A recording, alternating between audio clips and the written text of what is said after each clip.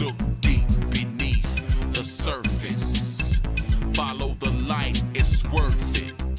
It leads to something. Yahweh of hosts is his name. The source of wisdom, knowledge, and understanding. Yah.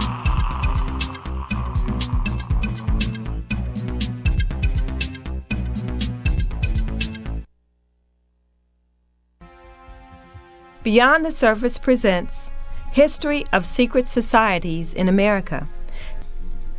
We have all heard the words that the love of money is the root of all evil, but most fail to realize that the love of money and power drives the rulers of the world's largest secret society, the Illuminati and its coming cashless society.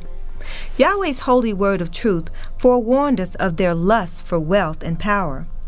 Saul, the black Hebrew apostle sent to teach the Europeans the word of Yahweh, had this to say: But they that will be rich fall into temptation and a snare, and into many foolish and hurtful lusts, which drown men in destruction and perdition. For the love of money is the root of all evil, which while some coveted after, they have erred from the faith, and pierced themselves through with many sorrows. 1 Timothy chapter 6, verse 9 and 10. The Illuminati is a conspiracy which sprang from Satan himself. The devil's name is Lucifer, which means light bearer or day star. This is taken directly from the Holy Bible in the book of Isaiah, where he calls himself Son of the Morning. Isaiah 14 and 12. Following their leader, the word Illuminati means holders of the light, the illuminated ones. These are the power brokers of the world today, men in high positions of authority who have sold their souls to Lucifer in exchange for their wealth and power. Many won't believe this, I'm sure, but take a moment to consider the proposition Lucifer made to the Messiah, Christ, when he tempted him after being in the wilderness 40 days without food or drink.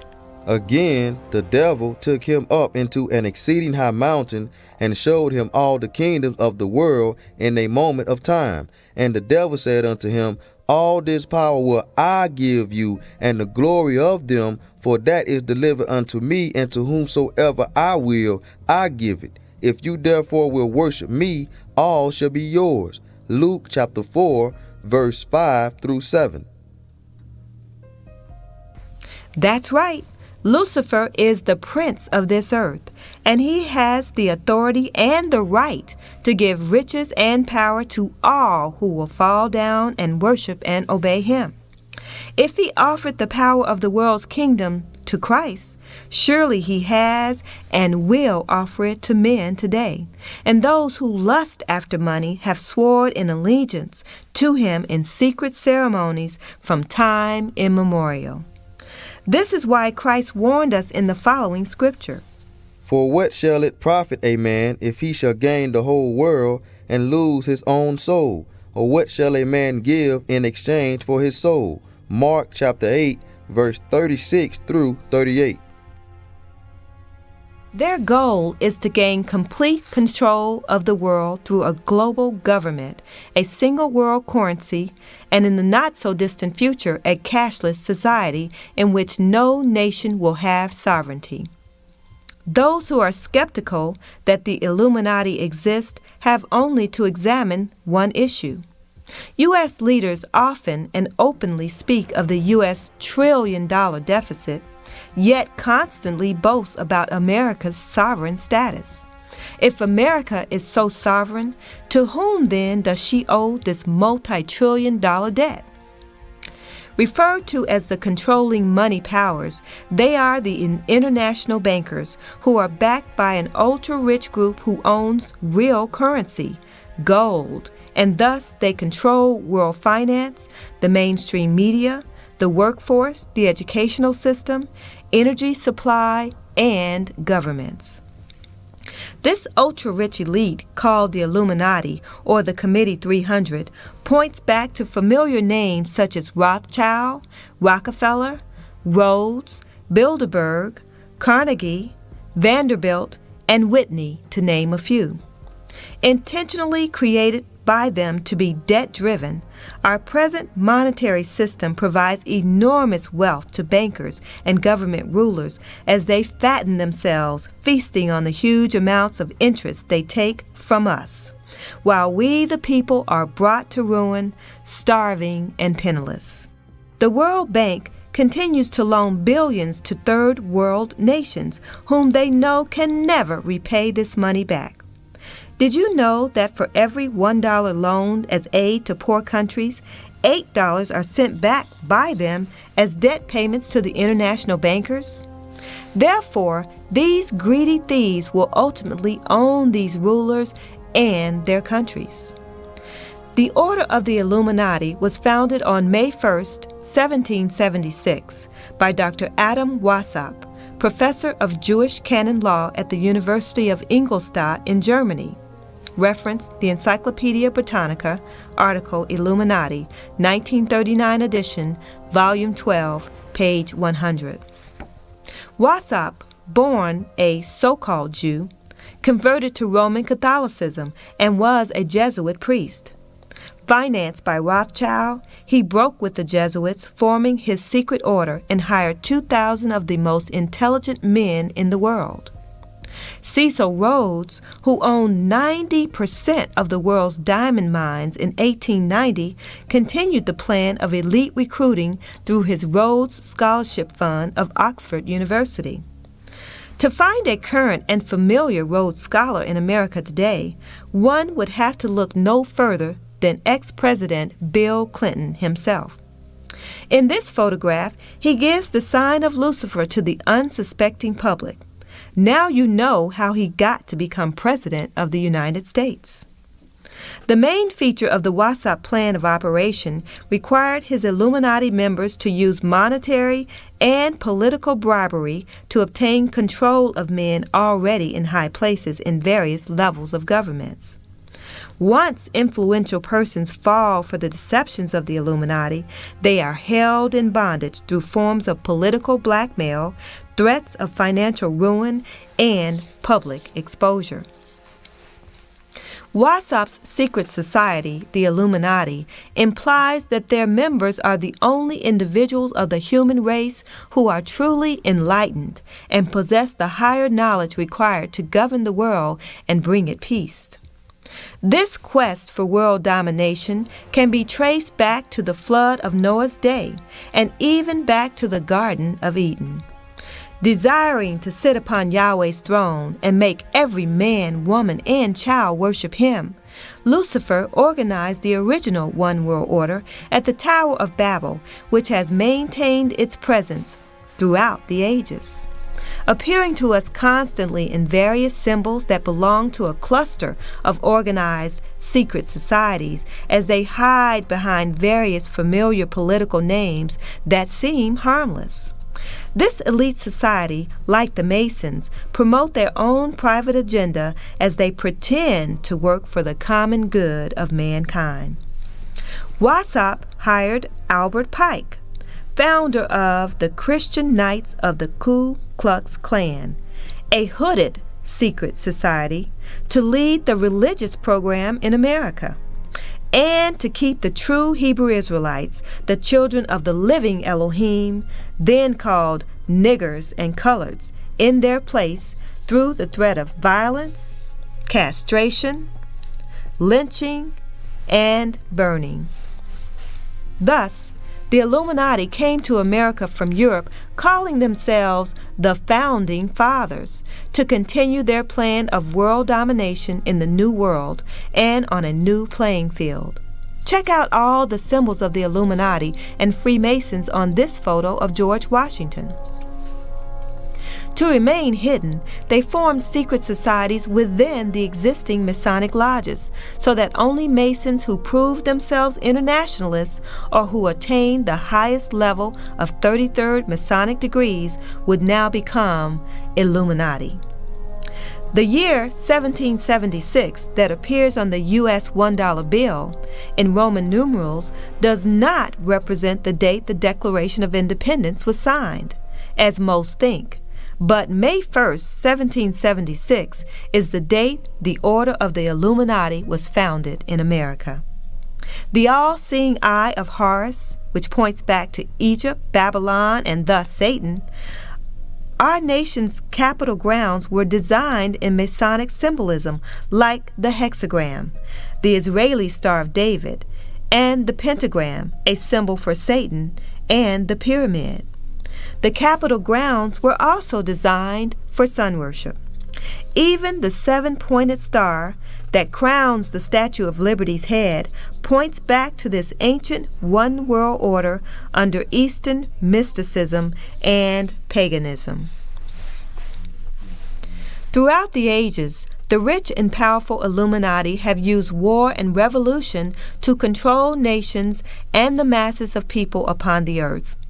Both world wars and every civil war fought in history have been the work of these satanic men that consider mass killing as just a means to an end.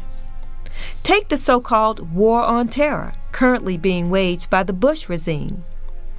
An Illuminatus in his own right, Bush is a member of the Yale University Skull and Bones Secret Society.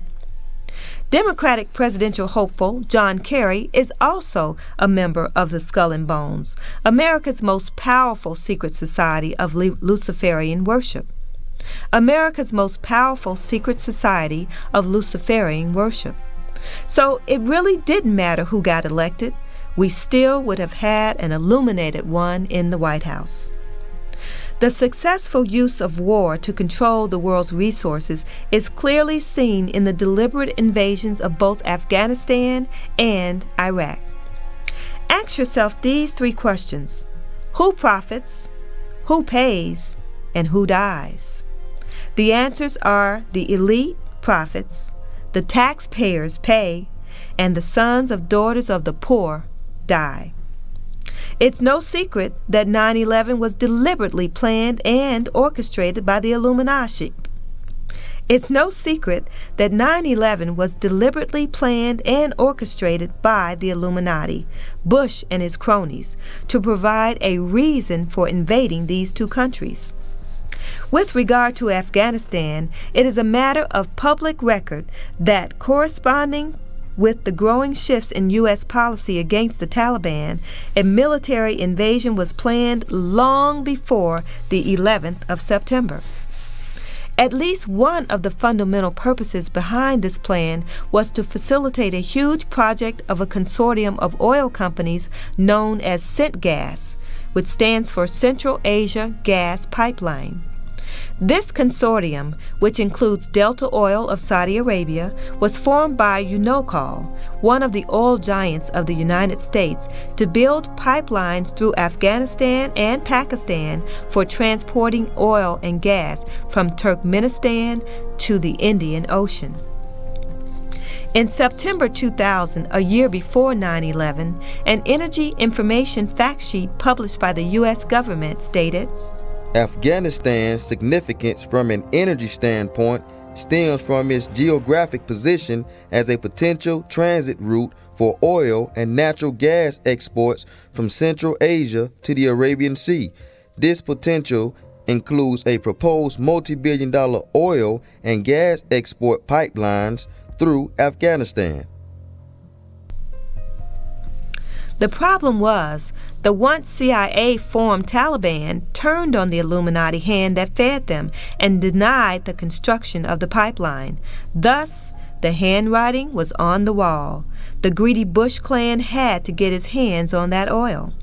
The Bush administration sent their diplomatic henchmen to the Taliban and told them, either you accept our offer of a carpet of gold, or we will bury you under a carpet of bombs.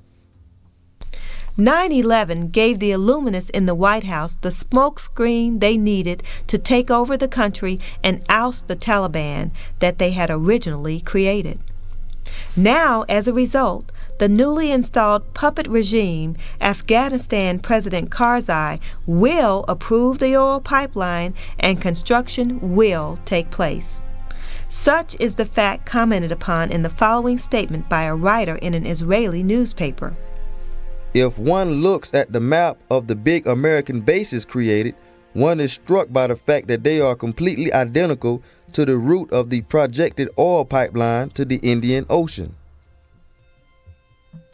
He also stated, if I were a believer in conspiracy theory, I would think that bin Laden is an American agent.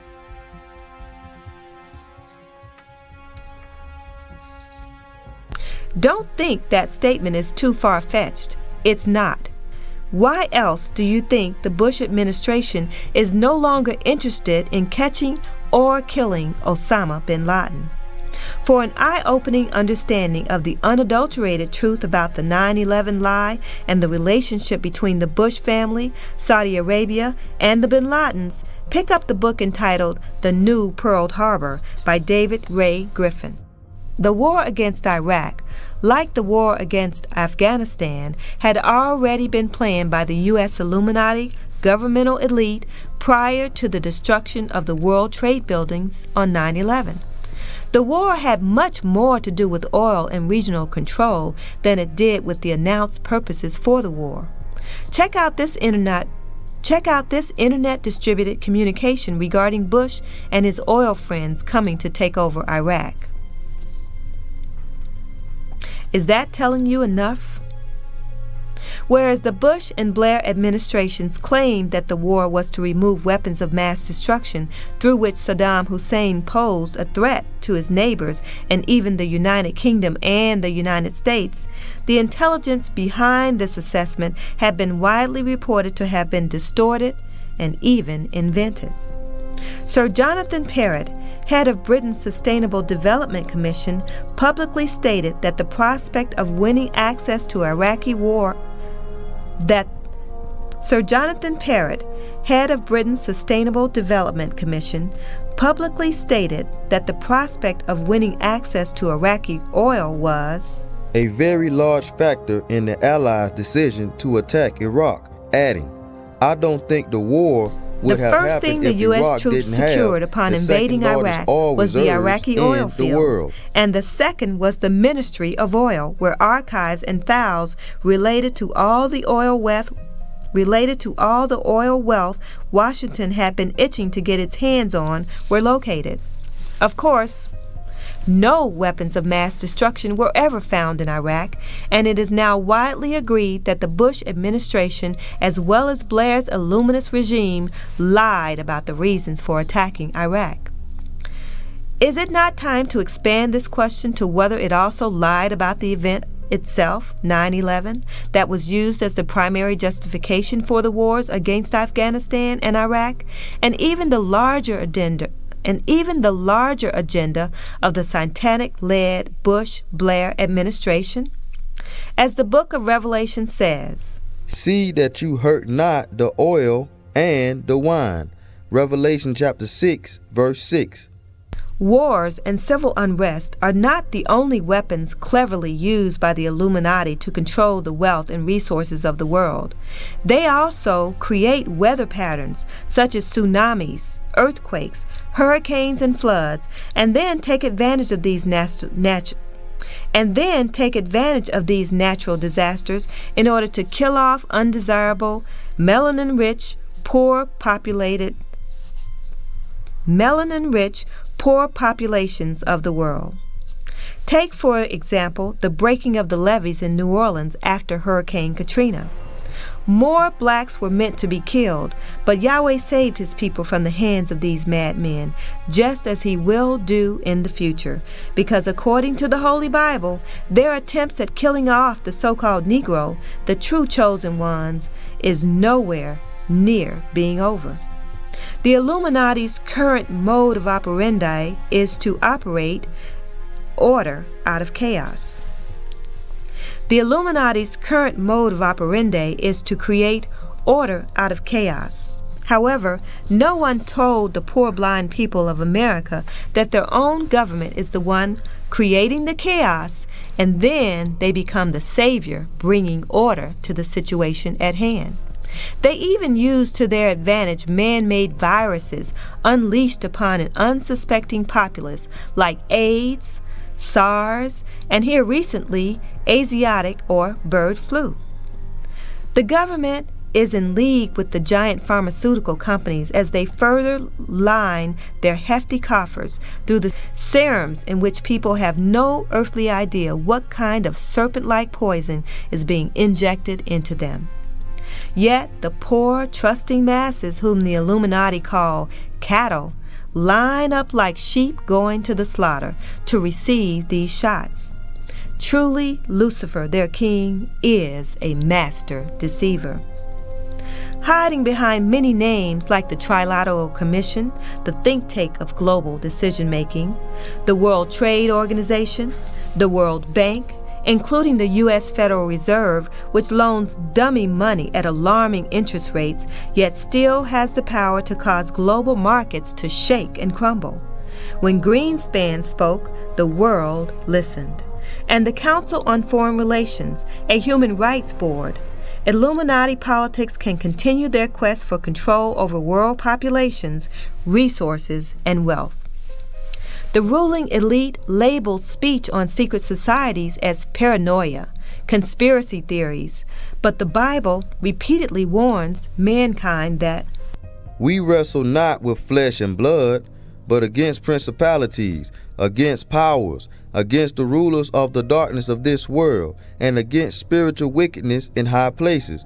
Ephesians This chapter is 6, spiritual verse warfare, 12. where Lucifer, along with a third of the angels under his command, has successfully used the love of money to draw men closer to world domination, so that he will have complete control as he rules through them for the final 3.5 years of this current earthly kingdom. Like father, like sons, Satan and the illuminated ones can operate more effectively if you believe they don't exist. And soon they will make you line up to accept their name, number, and mark of the beast, Satan's final world order. And soon they will make you line up to accept the name, number, and mark of the beast, Satan's final world order. Americans are the most naive and gullible people upon the face of the earth, as the Illuminati-controlled media tells you what to think and what not to believe. Take some time to examine some of the most heinous acts of the past 10 years, such as the first and final bombings of the World Trade Centers in 1993 and 2001, the bombing of the Federal Building in Oklahoma City, and the breaking of the levees in New Orleans. What you'll find are the atrocious acts of the Illuminati, members of your very own government acting on behalf of an international conglomerate that knows no boundaries and will do anything to achieve their ultimate destiny. Their final goal has been clearly documented in the Holy Scriptures: to establish a one world order of political governments and nations where religion will control the beast and Lucifer will be worshipped as God. Yet he shall be brought down to the ground and judged. So hear this, O Israel, the words of Yahweh. How are you fallen from heaven, O Lucifer, son of the morning? How are you cut down to the ground, which did weaken the nations? For you have said in your heart, I will ascend into heaven. I will exalt my throne above the stars of Elohim. I will sit also upon the mountain of the congregation in the sides of the north. I will ascend above the heights of the clouds. I will be like the Most High. Yet you shall be brought down to hell, to the sides of the pit. They that see you shall narrowly look upon you and consider you, saying, Is this the man that made the earth to tremble, that did shake the kingdoms, that made the world as a wilderness, and destroyed the cities thereof, that opened not the house of his prisoners? Prepare slaughter for his children for the iniquity of their fathers, that they do not rise nor possess the land, nor fill the face of the world with cities. Isaiah chapter 14, verse 12 through 17 and verse 21. As the scripture says, you shall know the truth, and the truth shall set you free. The effects of secret societies on the masses. The secret societies have served as Satan's emissaries since the time of Nimrod. and have consistently existed both in the background and the foreground of the lives of the masses, ever molding global events and thoughts. In the foreground, some secret societies have taken the innocent form of helpers of children and everyone's favorite cookie bakers. What form of secret society could this be?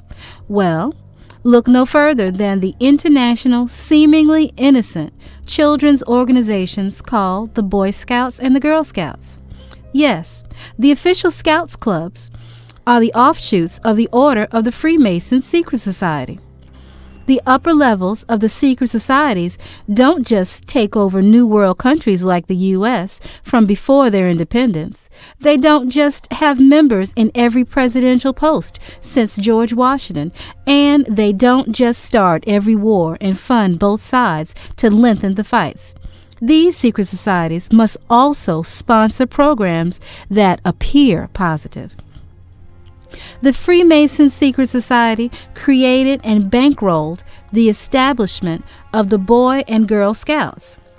The tenets, philosophies, and symbolism of the Boy Scouts are duplicate to those of their parent organization, the Masons. The Boy Scouts, like the Masons, are built around a system of rankings that are gained through the completion of various rituals. In Masonry, members attempt to increase status through their higher degrees and entrance into higher orders like the Scottish Rite Order. In the Boy Scouts, this equates to members receiving new badges as well as entrance into more highly esteemed ranks, including the prized Order of the Arrow of Light, elite portion of the Boy Scouts.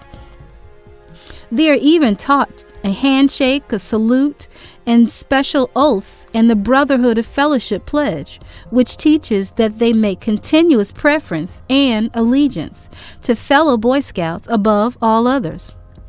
The original Brotherhood of Fellowship badge even included the swastika symbol. By design, the goal of the secret societies is to bring about their desired results in a secretive and, if necessary, deceptive manner. The Boy and Girl Scouts organizations was created to mold the minds of the young and cultivate a possible new crop of secret society members for future use. The Cub Scouts to the Boy Scouts to the college fraternity members, and the college fraternity members to the Masons. Now truly, the majority of the members of any fraternal organization are unaware of the illicit dealings of the governing body. Just like with the top cap of the pyramid symbol that is so widely used by secret societies. The purpose of gaining so many unknowing members is to create a protective buffer around the important decision-making elite. But voluntarily to offer up our young or ourselves to be willing cannon fodder or cattle for the use of Satan's emissaries is truly unwise. The Hebrew Messiah, Yeshua of the Scriptures, warned us in the book of Matthew against following after those things desired by the masses or considered popular. Matthew 7 verses 13 and 14 state, "Enter ye in at the strait gate, for wide is the gate, and broad is the way that leadeth to destruction, and many there be which go in thereat, because strait is the gate, and narrow is the way which leadeth unto life, and few there be that find it." This philosophy of resisting the instant success of joining popular organizations does not end with fraternities or sororities. This popular, well-accepted organizations that have been infiltrated, organized, and promoted by the secret societies also include the church. Yes, the church. Once again, review the satanic symbolism utilized throughout the organization. The church strongly promotes symbolism, which was totally denounced by the Second Commandment, abolishing the use of graven images.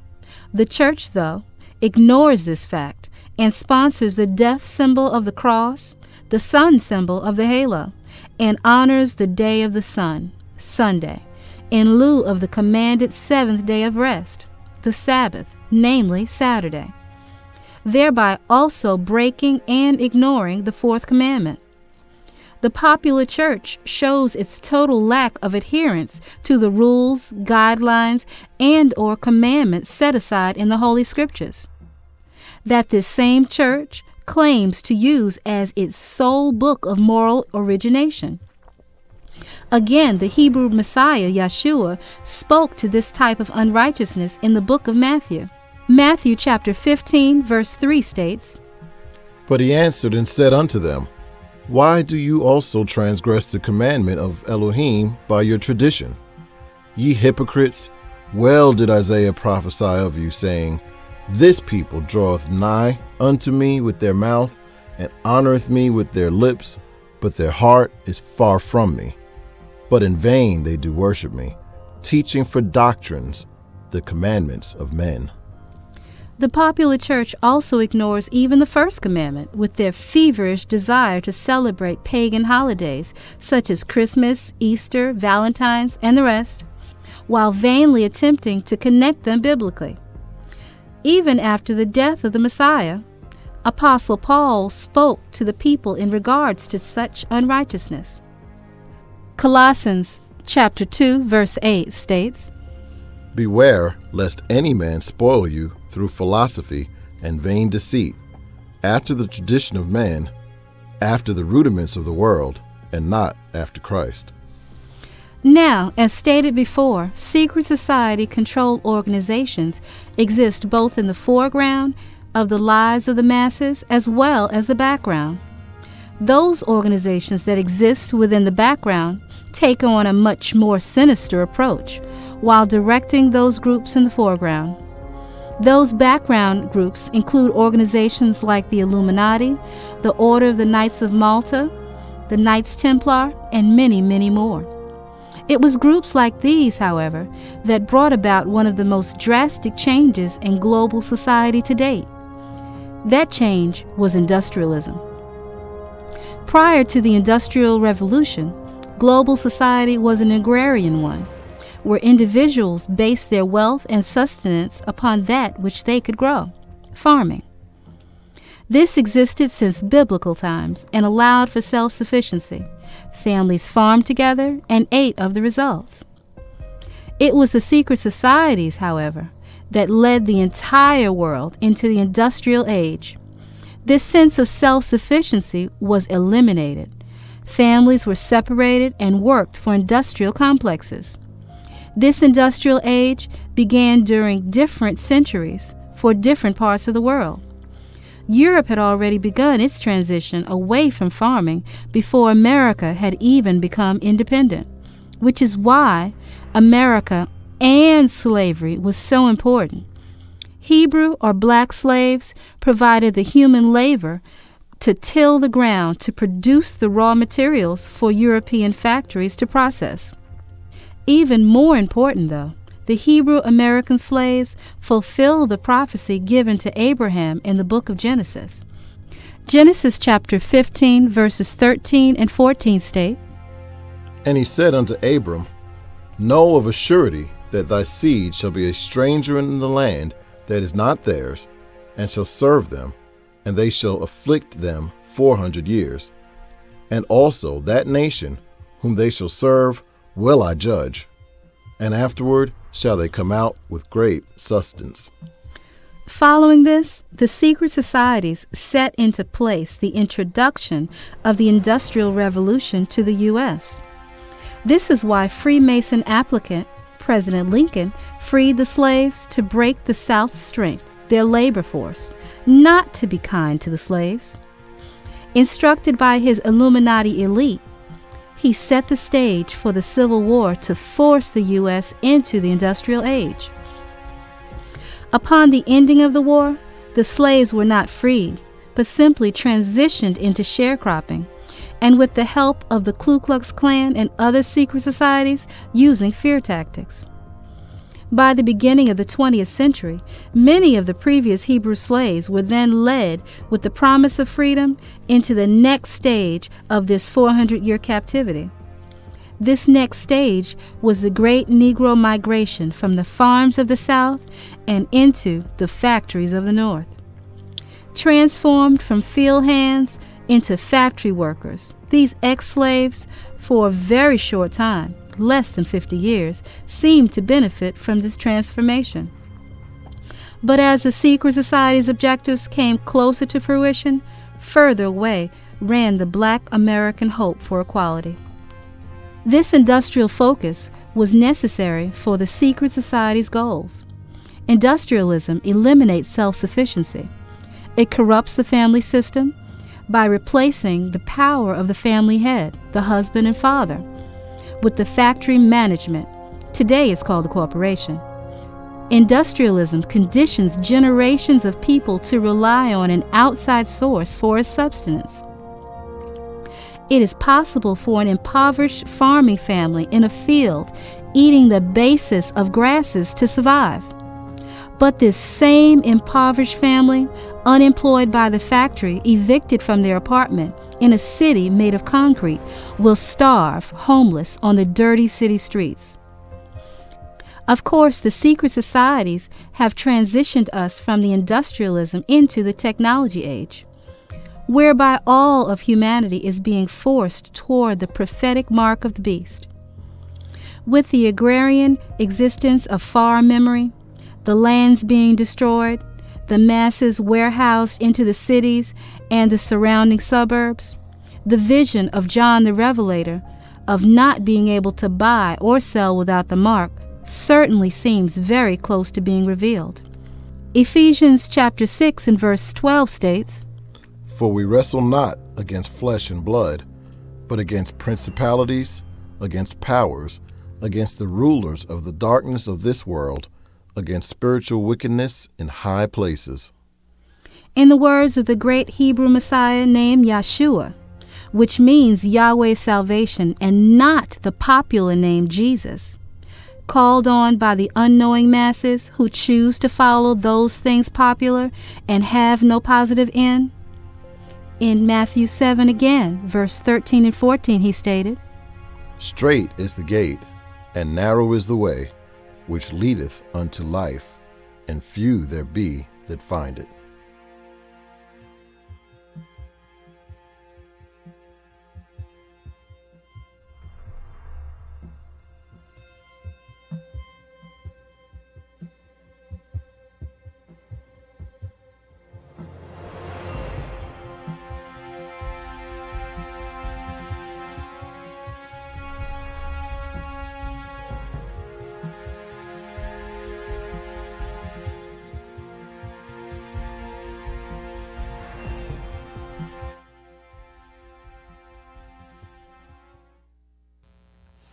Hello, and welcome to the Watchman segment of our program.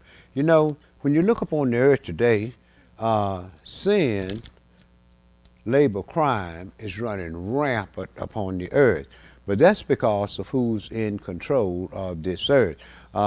We're looking at higher prices every place because big money investors are investing in Wall Street and driving up the price of gas. We don't have a shortage of oil. It's because of monies that's being invested in oil and oil futures, and this is what's driving the price up. And these things are happening because it's secret societies that's running the earth. And these secret societies, they're secret because they worship Lucifer, who is the prince of this earth. But what all these things are leading up to is to the war of Armageddon. And who it's going to affect most on this earth is this so-called renamed Negro, who is truly the Hebrew Israelite and the original Jews. And the Old Testament verified that these people were black people and that we would be in a 400-year captivity just before Christ come. Well, you know, I see we're getting ready to try to elect a king this year. Well, let's look at that. Seeing that secret societies are the one that elect kings, then you can very well see why the Pope, the Dalai Lama, and quite a few other religious leaders came to America last week and went and visited the president in Washington, D.C. There's an anointing going on, and the next king has already been chosen for this country. The next king, or queen, I should say, has already been chosen for this country. But the thing, like I said, this is going to affect us more than anyone else. But the prophets told us that these things was going to come about. And what I like to do, I like to read some things out of the prophet Daniel to show you what's taking place. See, all the things that's taking place now with the EU coming up and so forth and so on, we know that it's 120 people on this earth to rule the whole earth. They are called the Bilderbergers. And we know that all of these other Luciferian secret organizations, the Masonic Order and so forth, we know that these are the ones that rule the earth. And if you check with the presidents of the United States, you'll find out that the current president, George Bush, belongs to an organization called Skull and Bones. And Bill Clinton, the one that black people love so much, he was a Rhodes Scholar. And Bill Clinton built more prisons than any other president in the world. And if you go on the internet and look up REX 84 and pull up the King Alpha plan, you'll see that the federal government has already shown how they plan on destroying our people. But like I said before, all of these things are leading up with the confrontation with the Messiah when he returned. But let me read something to you now. You see that the EU is being set up in Europe. It's the New World Order. And the problem is America can't not be a player, because America's not going to give up their power to anyone. And everybody knows that the earth always did better when one man ruled the whole earth. One man ruled the earth, you don't have any confrontations coming from other kings of the earth. And this is what they're in the process of doing over in Europe now. As a matter of fact, they're already talking about anointing this king that would be the Caesar that's going to be in power when the Messiah comes. But let me read something to you that's going to take place out of the prophet Daniel. This is Daniel chapter 11, and I'm going to start this at verse 36. And what this is going to do is show you the thing that's going to take place on the earth just before the Messiah comes. And you can back this up in Revelation 13 with the re-rise of the Holy Roman Empire that fell in 476 AD. You can pick that up right in book of Revelation and Revelation 17 that talks about the great mystery, Babylon the Great, the mother of harlots, for that is the Catholic Church. And truly, all of the Protestant church came out of the Roman Catholic Church, and they still keep the days that the Roman Catholic Church keep. This is why I say if you're a Protestant, you're still a Catholic, because you keep the days that the Roman Catholic Church set up. But let me read some things that's going to take place once they get this New World Order set up. This is in Daniel 11, and I'm going to start at verse 36. And the king shall do according to his will, and he shall exalt himself and magnify himself above every god, and shall speak marvelous things against the God of gods, and shall prosper till the indignation be accomplished, for that is determined is already done. Neither shall he regard the God of his fathers, nor the desire of women, nor regard any God, for he shall magnify himself above all. And the Messiah already told you, when you therefore shall see the abomination of desolation spoken of by Daniel the prophet standing in the holy place, whosoever readeth, let him understand. Then let them which be in Judea flee into the mountains, because there's going to be a time of trouble like it never was, even to that same time. So we're talking about the things that's going to come up on the earth, but the thing of it is this.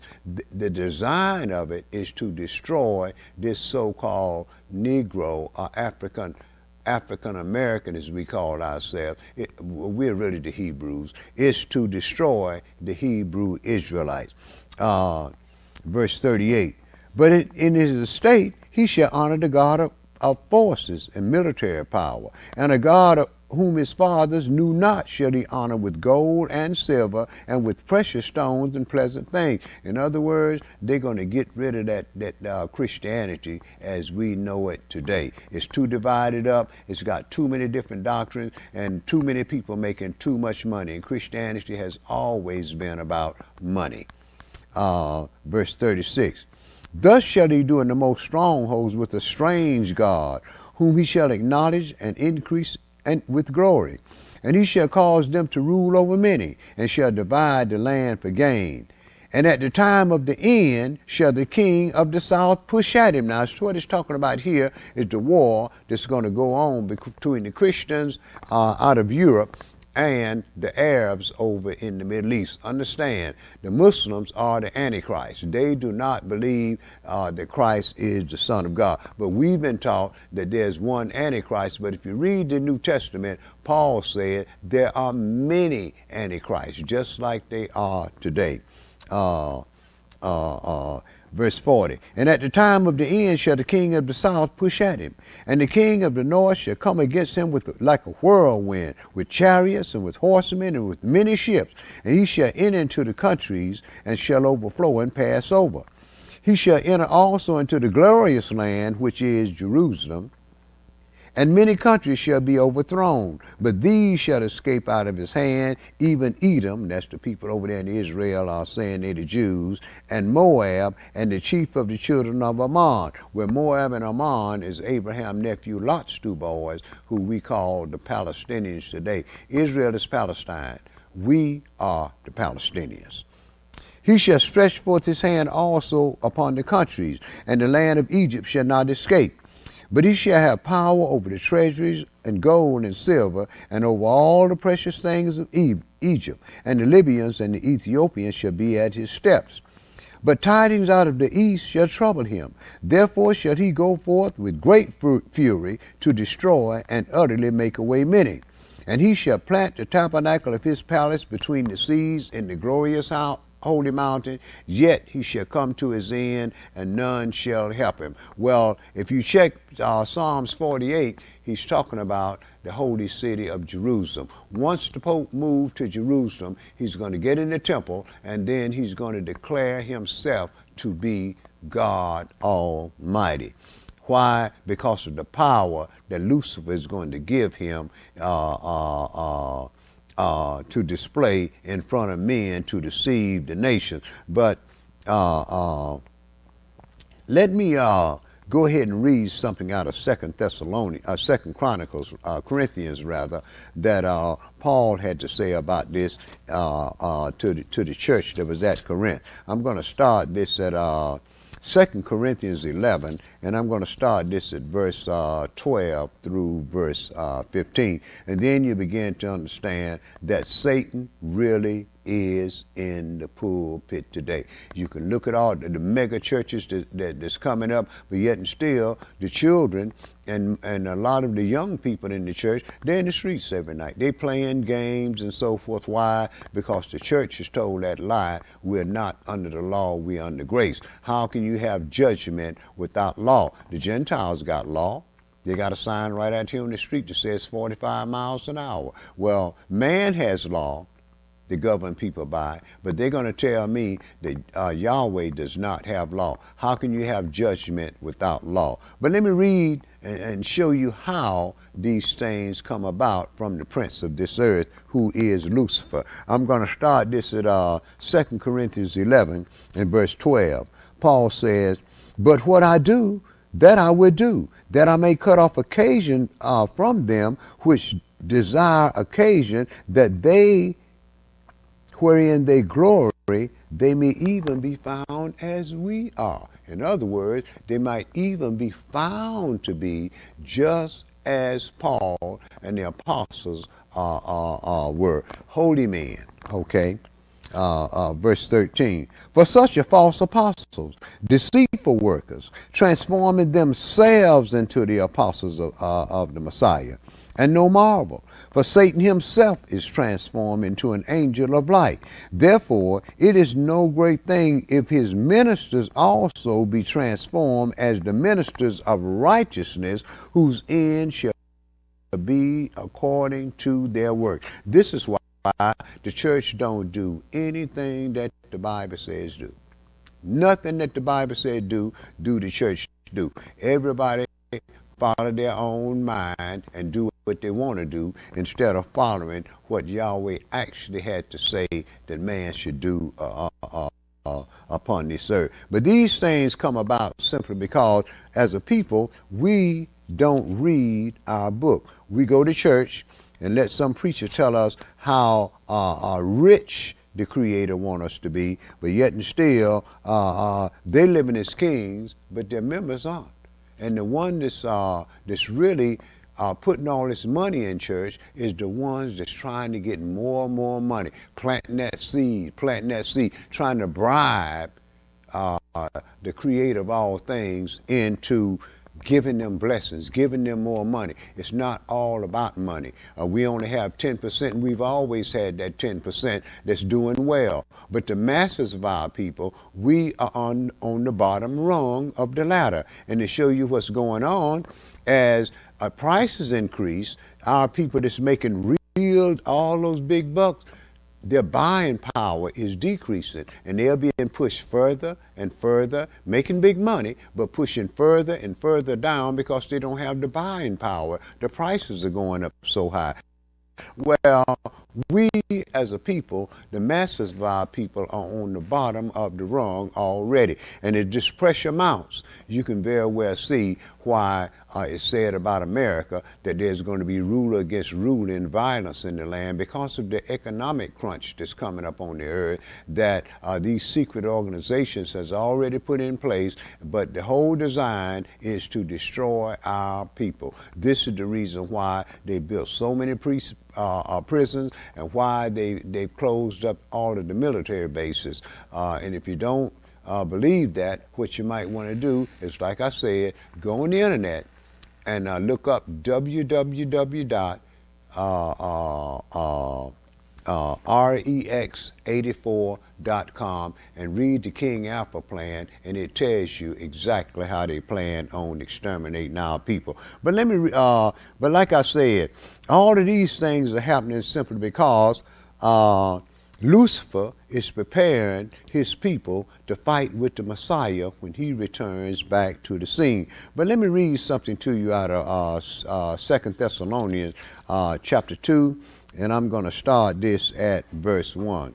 Paul says, "Now we beseech you, brethren, by the coming of the Adonai Yeshua, the Messiah, and by our gathering together unto him, that you be not soon shaken in mind, nor be troubled, neither by the Spirit, or by word, or by letters, as from us, as that day of the Messiah is at hand. Let no man deceive you by any means. For that day shall not come except there be a falling away first, and that man of sin be revealed, the son of perdition, who opposes and exalting himself above all that is called God, or that is worshipped. So he, as God, sits in the temple of God, showing himself that he is God. Remember you not that when I was with you, I told you these things, and now you know what behold, that he might be revealed in his time. For the mystery of iniquity does already work. Only he who will now will let, and till he be taken out of the way. Then shall that wicked be revealed, whom the Lord shall consume with the spirit of his mouth, and shall destroy with the brightness of his coming. Even him whose coming is after the works of Satan, with all power and signs and lying words, and with all deceivableness of unrighteousness in them that perish, because they receive not the love of the truth, that they might be saved. For this cause Elohim shall send them strong delusion, that they might believe a lie, that they also might be damned who believe not the truth, but had pleasure in unrighteousness. These are the things that's happening on the earth. And if you're interested in these things, and you need to be, because it's going to affect, as you see right now with the global warming and so forth, with the prices escalating the way they are, you can very well see that something is in the wind. And what's in the wind is the destruction of this so-called renamed Negro. But what you might want to do, you might want to come by the Culture Center of the New Covenant Congregation of Israel and bring your questions and so forth, and we can give you these answers to these things out of the Bible and out of the newspaper. And you might want to check out our website.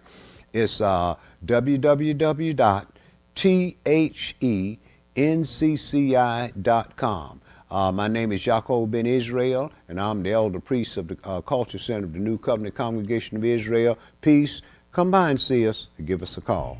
Shalom.